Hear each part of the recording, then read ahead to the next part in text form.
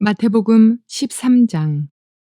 예수께서 그들 앞에 또 비유를 들어 이르시되 천국은 좋은 씨를 제 밭에 뿌린 사람과 같으니 사람들이 잘 때에 그 원수가 와서 곡식 가운데 가라지를 덧뿌리고 갔더니 싹이 나고 결실할 때에 가라지도 보이거늘 집 주인의 종들이 와서 말하되 주여 밭에 좋은 씨를 뿌리지 아니하였나이까.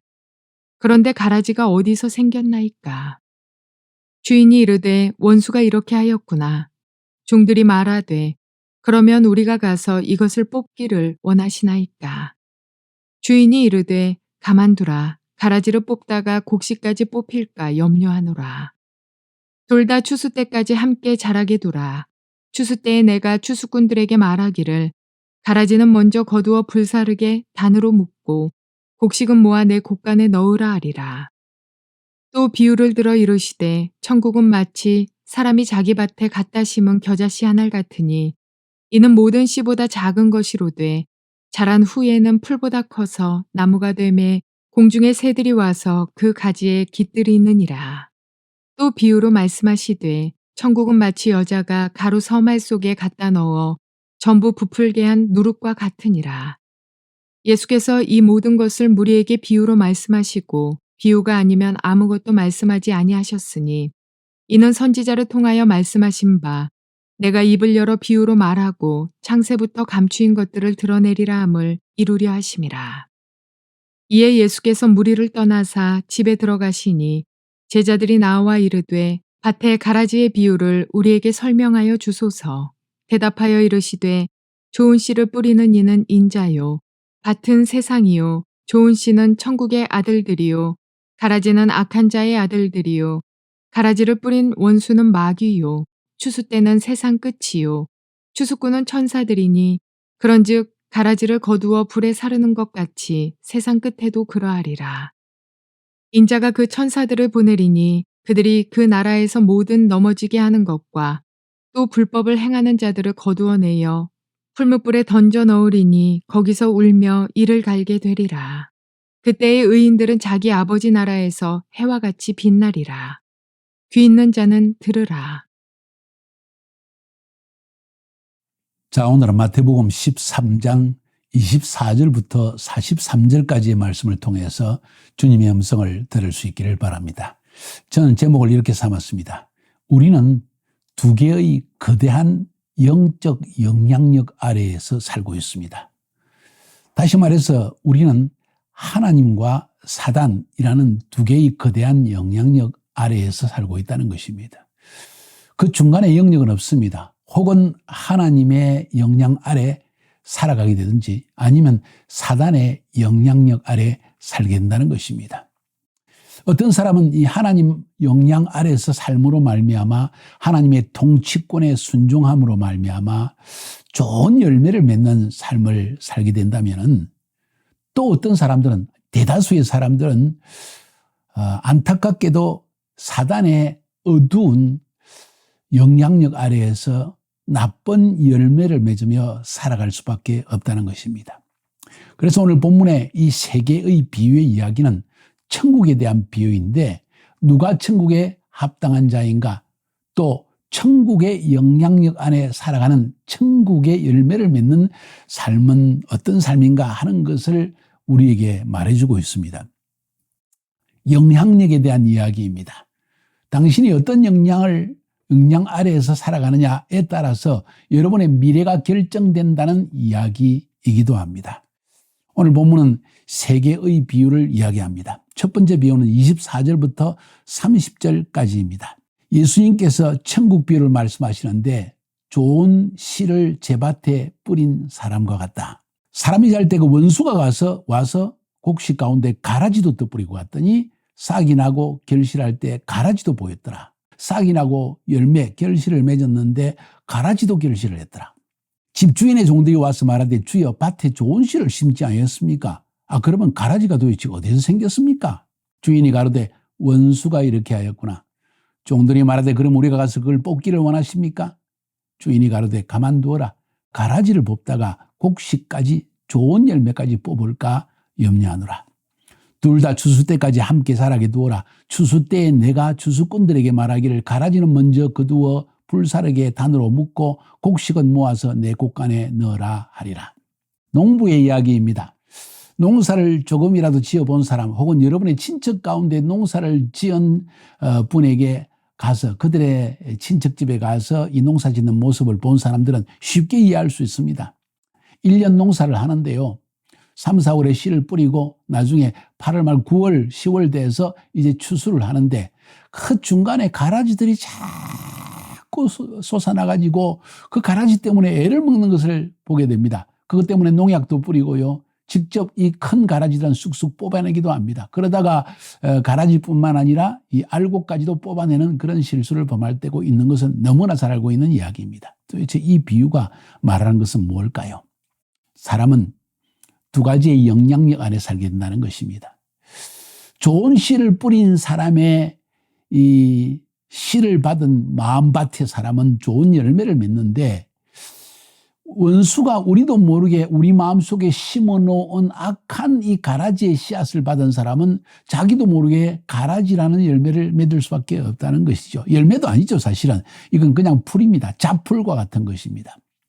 이렇게 사람은 이 세상을 살아가면서 하나님의 추수 때까지 이르기까지 두 영향력 안에 살게 되다가 서로 다른 두 개의 열매를 맺을 수밖에 없다는 것을 이야기합니다. 안타까운 것은 좋은 씨에서 열매를 맺은 이 곡식은 거두어서 곡간에 들어진다. 하나님의 곡간에 들어가게 되고 가라지는 따로 모아가지고 이제는 완전히 불살라서 버리게 된다 하는 이야기를 지금 주님은 들려주고 있는 것입니다. 천국은 이와 같다. 두 거대한 영향력 아래 살아가는 두 사람과 같다. 한 사람은 좋은 열매를 맺어서 영원한 천국의 국간에 들어가고 어떤 사람은 악한 열매를 맺어서 가라지와 같은 존재가 되어져서 결국은 하나님의 심판의 불못에 던져지게 된다. 이 이야기를 지금 성경은 말하고 있는 것이죠. 너무 단순한 진리입니다. 우리의 일상생활에서 볼 수 있는 농사의 비유까지 주님께서 들어서 설명해 주셨습니다. 이해가 안 되는 것이 있나요? 여기서 깨닫는 것은 여러분은 그리고 저는 지금 이 순간 매일매일의 생각과 모든 삶의 행동과 말과 모든 것이 어떤 영향력 아래에서 말하고 영향력 아래에서 행동하고 영향력 아래에서 생각하게 된다는 것입니다. 사단은 우리 마음속에 생각을 심어놓습니다. 악한 생각을 심어놓습니다. 더러운 생각을 심어놓습니다. 탐욕의 마음을 심어놓습니다. 그리고 그 열매를 맺게 하고 결국 심판을 받게 된다는 것이죠. 그러나 하나님의 영향력 안에 살아가는 사람은 아무리 힘들고 바쁜 삶 가운데에서도 하나님의 말씀을 상고하고 기도하고 성도와 교제하면서 좋은 간증을 들으면서 그 심령 속에 선한 열망들이 일어나서 주를 향하여서 하나님 나라의 열매를 맺는 그런 삶을 살게 된다는 것이죠. 그리고 마지막은 하나님께서 그들을 모아서 영원한 하늘 곳간에 천국에 들어가는 축복을 누리게 된다는 이야기입니다. 이해가 안 되는 것이 있을까요? 중요한 것은 우리가 이 두 영향력 아래 살고 있다는 사실을 인식하지 못하고 매 순간 나도 모르게 사단의 영향력 아래 빠진다는 것이 문제입니다. 주로 우리의 생각의 영역이겠죠. 우리의 마음의 원함의 영역이겠죠. 내가 뭘 원하느냐 할 때 사단은 우리 속에 악한 마음, 탐심, 정욕 이런 것을 그리고 교만한 마음 이런 것을 심어줘가지고 거기에 열매를 맺게 한다는 거죠. 결국은 심판이라는 겁니다. 그게 첫 번째 비유입니다. 두 번째 비유는 또 비유를 베풀어 가서 천국은 마치 사람이 자기 밭에 갖다 심은 겨자씨 하나일 것 같다. 겨자씨 조그맣습니다. 여러분 이스라엘 성지순례를 가면 조그만 병에다가 겨자씨를 담아가지고 얼마에 팔곤 합니다. 또 우리는 그걸 보면서 이야 겨자씨 이렇게 작구나 하는 것도 배우게 되죠. 이 겨자씨는 모든 씨보다 작은 것이로되 아주 작습니다. 자란 후에는 나물보다 커서 나무가 되며 공중의 새들이 와서 그 가지에 깃들으니라. 뭔 이야기입니까? 아주 작은 것이지만 천국의 영향력 안에 살아가게 되면 이런 열매를 맺어서 아주 빠른 속도로 이 영향력 아래 자라나고 결국은 다른 사람에게 유익을 주는 모든 사람들이 거기에서 휴식을 얻게 되는 그런 나무가 될 수 있다는 겁니다. 공중의 새들도 거기에 깃든다. 이 자연세계 가운데에서도 모두가 헌무하는 그런 열매 맺는 그런 삶이 되어진다. 누가? 천국의 영향력 아래 살아가는 사람. 세 번째 비유는 33절에 나와 있습니다. 또 비유로 말씀하시되 천국은 마치 여자가 가루 스말 속에 갖다 넣어 전부 부풀게 한 누룩과 같으니라. 가루 스말 속에, 스말이 적은 것입니까? 굉장히 많습니다. 물로 반죽을 해서 누룩을 넣는데 막 부풉니다. 커다란 빵을 만듭니다. 제가 터키에서 조그만 안탈리아 지역의 시골 바자르에 들어갔습니다. 터키 사람들, 시골 사람들이 모였는데요. 이 빵이 얼마나 큰지 제 머리 한 3배가 되는 큰 빵을 엄청 싸게 팔아서 그걸 먹었는데 얼마나 맛있는지 몰라요. 뭔 이야기 하는 건지 아십니까?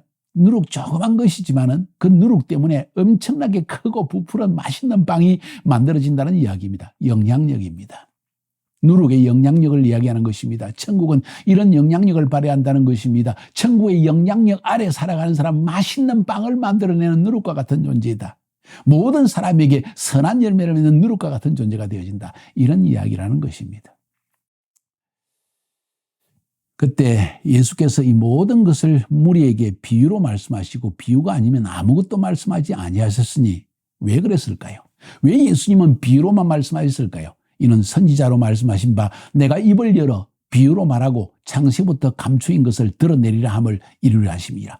비유로 창세부터 감추어진 천국의 비밀, 구원의 비밀, 심판의 비밀을 하나님께서 드러내기 위해서 비유로 말씀하셨다.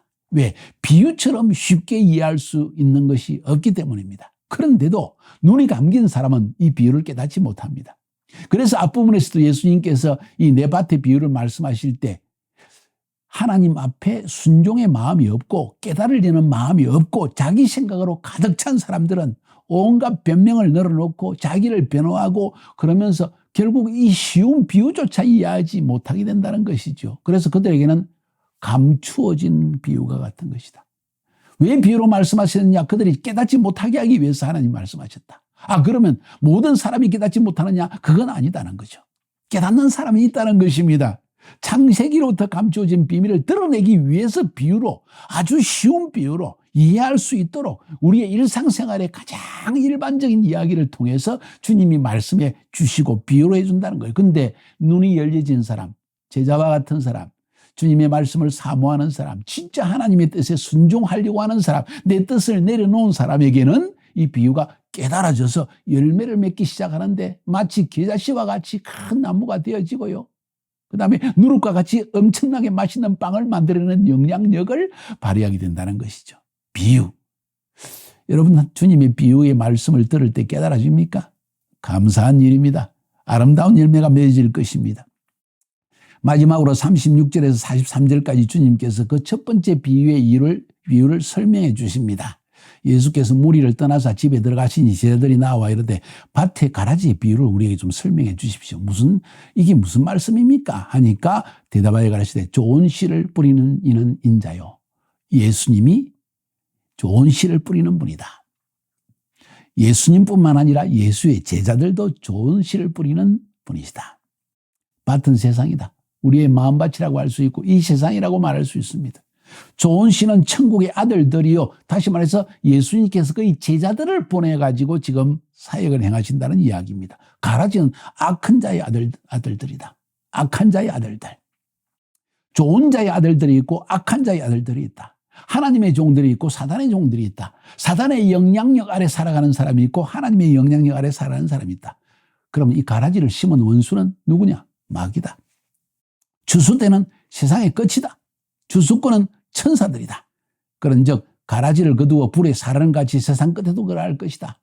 이 세상에 사는 동안은 사단의 영향력 아래서 가라지의 영향력, 사단의 종들과 같은 자들의 영향력, 악한 생각을 말하고 정욕을 일깨우고 유튜브에 보면 막 섹스와 같은 이야기, 막 돈 버는 이야기, 막 속여가지고 부자가 되는 이야기, 사람을 죽여서 자기의 목적을 성취하는 이야기, 이런 이야기를 행하는 가라지와 같은 존재가 있다는 거죠. 사단이 이런 유튜브나 이런 다른 것을 통해 영향력을 발휘한다는 것입니다. 우리는 유튜브를 통해서 선한 씨앗을 뿌리는 사람들이죠. 어떤 사람들은 바로 이 좋은 씨라고 했습니다. 좋은 씨는 천국의 아들들이다. 우리와 같은 존재라는 거죠. 주의 복음의 말씀을 계속 증거합니다. 유튜브를 통해서 할 수 있는 한 문명의 이기라고 할 수 있는 이 유튜브를 통해서, 페이스북을 통해서 혹은 인스타그램을 통해서 예수 복음을 증거하는 일에 사용하는 것입니다. 그걸 통해서 간정을 듣고 눈물을 흘리고, 그리고 이 비를 통해서, 복음의 증거를 통해서, 설교를 통해 믿음이 자라나고, 그리고 하나님을 믿게 되어집니다. 이런 일들이 우리가 영향력 아래, 하나님의 영향력 아래 살아가게 되는 모습입니다. 사단의 영향력, 하나님의 영향력. 가라지에 붙은 자들, 좋은 씨를 뿌리는 사람에게도 붙은 사람들. 그런데 마지막 때 하나님이 천사를 본, 추수꾼은 천사다. 추수는 마지막 때 하나님의 심판대를 의미하는 것이다.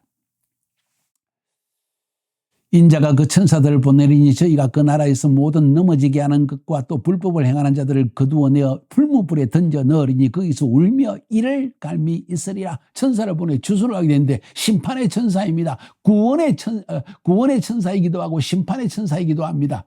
혹은 심판의 천사 한마디로 이야기해도 됩니다. 하나님의 심판대에서 누구는 구원을 받고 누구는 영벌을 받게 되기 때문입니다. 그때 의인들은 자기 아버지 나라에서 해와 같이 빛나리라. 의인들 누구입니까? 하나님의 천국의 영향력 아래 살아간 사람들.